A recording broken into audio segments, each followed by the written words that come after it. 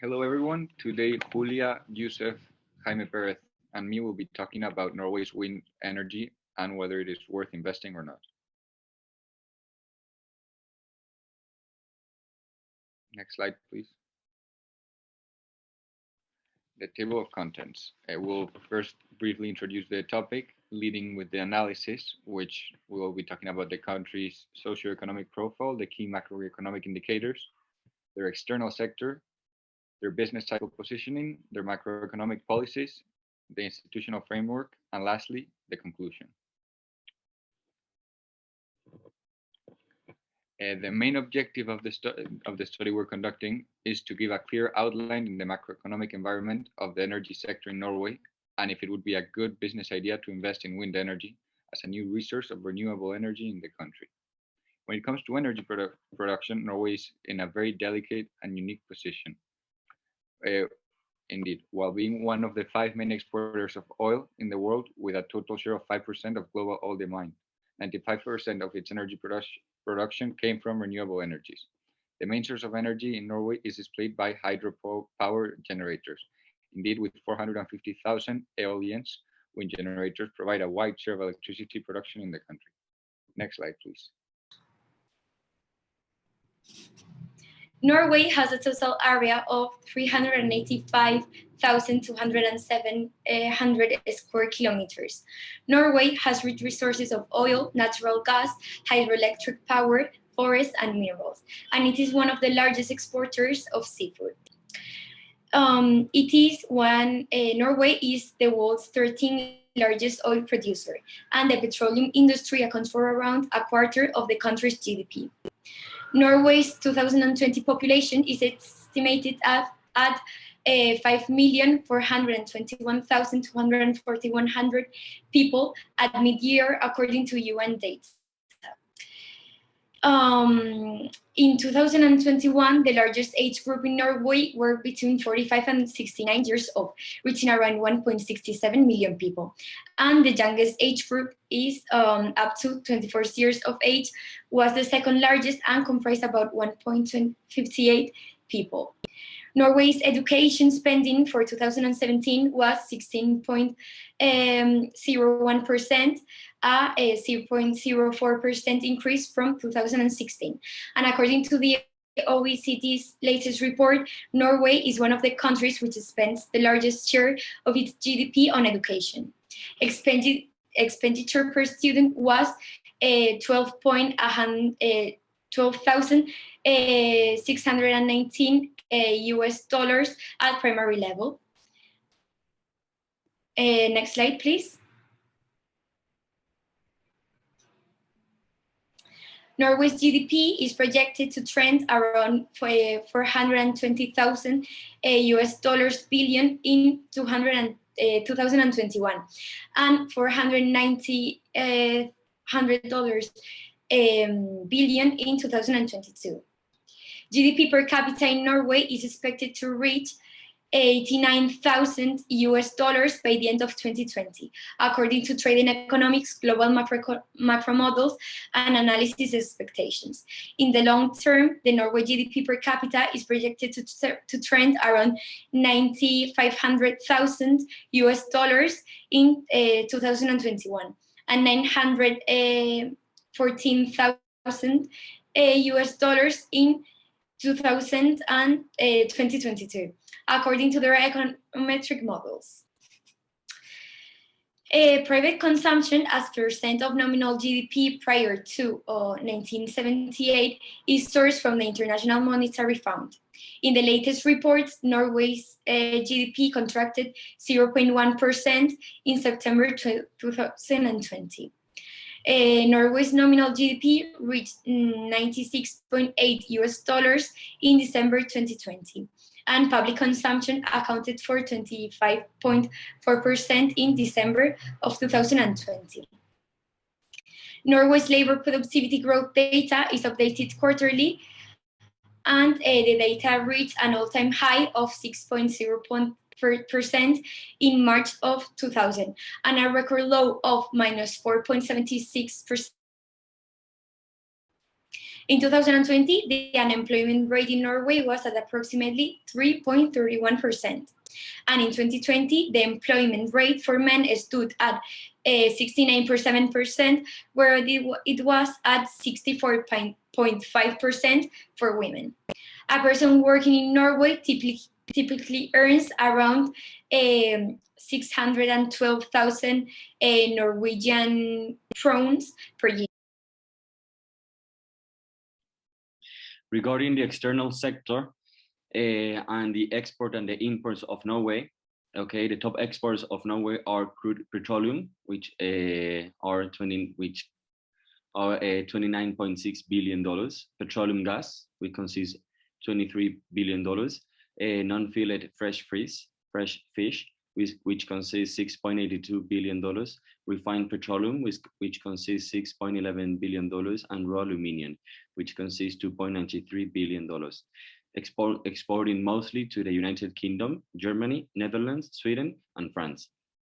And regarding the top imports of Norway, our cars, which consists $5.5 billion, refined petroleum, which consists $2.76 billion, broadcasting equipment, which consists $1.81 billion, petroleum gas, and crude petroleum, importing mostly from Sweden, Germany, China, Denmark, and the United States. And therefore, that is the reason for which Norway was in the number 35 country of the world for exports and imports. Concerning the macroeconomic policies, the Norwegian financial system is managed by the Norwegian Central Bank, which also controls the government pension system, sets the interest rates, and manages all the deposits within the banks of Norway, as well as controlling Norway's foreign exchange reserves. Since the discovery of oil, the country's economy has become one of the most highly developed ones. However, this level of well-being seems to be challenged by different factors. In these factors, there are indebtedness of households, which seems to be a threat to the stability of the financial system in Norway. The foreign direct investment in Norway is among the European countries one of the highest. After its 3 consecutive years of negative FDI, Norway has shown a positive inflow of FDI since 2018, with $4.3 billion in flows in 2019. However, due to the crisis of COVID, this number decreased substantially due to the investments triggered by the pandemic. The OCX is the Oslo Stock Exchange all-share index. Because of the pandemic crisis, it went down substantially. However, when looking at the graph, we can see that from the beginning of the year 2021, it has increased 130 points, or 12.39%. The monetary policy in Norway is regulated and controlled by its central bank. With the aim of maintaining monetary stability, they carry out a series of measures to have a stable and low rate of inflation, keeping it close to 2% over time. Therefore, it can be concluded that it implements an inflation targeting monetary policy regime. On the account, the bank manages the total amount of bank deposits in Norges Bank. So the banks benefit from lending to one another at a rate close to the policy rate. The most recent data gives an outline of the public spending over GDP in Norway for the 2020 fiscal year. This rate has grown over the past years, growing from 48.5% in 2015 to 55.32% in 2020. Norway's fiscal balance went from 276.7 billion crowns surplus in 2019 to a deficit in 2020. The deficit was of 39.2 billion crowns, which was probably due to the coronavirus pandemic. Lastly, Norway's debt in 2019 was recorded to be about 40.6% of their total GDP. Next slide, please. So Norway, ranking number 5 for its perceived political stability, also ranked highly for climate goals and care for the environment. Law enforcement services in Norway are provided by the country's single national police called Politi, which is part of the Ministry of Justice and Police. Corruption also in Norway is extremely low and ranks amongst the lowest in the world. Norway has a rather high labor force participation rate and a very low unemployment rate. Part of the reason for this fortunate situation is the so-called tripartism, a broad agreement among unions, employers, and government to maintain a high level of coordination in wage bargainings. This had led to downward real wage flexibility, which has lessened the effects of negative shocks for the economy. Despite the recent challenges, Norway has remained an open economy, and there has been no fundamental changes in its trade policies since the last trade policy review in 2012. Also, Norway's membership in the European Free Trade Association, EFTA, provided an extensive network of free trade agreements with partners around the world, and Norway's active participation in the World Trade Organization. Since 2012, Norway has accepted the Trade Facilitation Agreement, implemented then revised the ATA and pharmaceutical product coverage, and committed to phasing out all remaining agricultural export subsidies. It has an exemplary record in terms of meeting its notification obligations. In 2001, the Norwegian government launched an action plan in order to strengthen the competition policies in Norway. Some of the measures within the plan were a revision of the legal authorities and regulation that might have been restricting the competition in Norway. The Doing Business ranking measures the regulation that supports the freedom of doing business in a country. So basically, it is a ranking of the easiest country to do business with. This can be very attractive for investors. In the 2019 competitiveness record before the pandemic, Norway was ranked 17th out of 140 countries, which show that they do work very well and their productivity levels are very high. And finally, when it comes to overseas development, Norway is one of the most committed countries in humanitarian assistance. It is currently holding the 10th place for the most official development assistance with a total of 4.3 billion American dollars, representing more than 1.06% of its yearly GDP. The main beneficiaries of Norway's aid plans are South Sudan with 616 million Norwegian crowns, Brazil with $686 million in 2018, and Syria with $103 million in 2018. Next slide, please.